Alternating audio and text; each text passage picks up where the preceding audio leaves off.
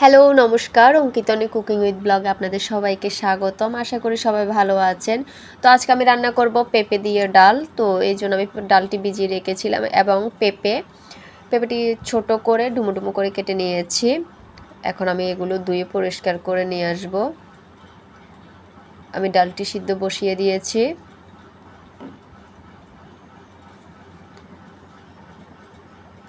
ডালের ফেনাগুলো ফেলে দেব।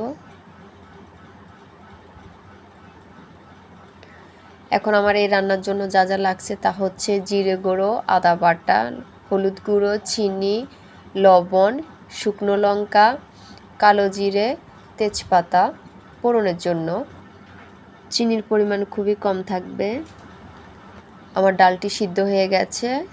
এখন আমি ডাল থেকে পানিটি আলাদা করে ডালটি ভালো করে ম্যাশ করে নেব। পানিটি দিয়ে দিয়েছি। এর মধ্যে এখন কেটে রাখা পেঁপেগুলো দিয়ে দেব প্রত্যেকটি উপকরণ, লবণ, চিনি, হলুদ, আদা বাটা, জিরে গুঁড়ো। আমার পেঁপেটি সিদ্ধ হয়ে গেছে। এখন আমি এটি নামিয়ে নেব। কড়াই বসিয়ে দিয়েছি।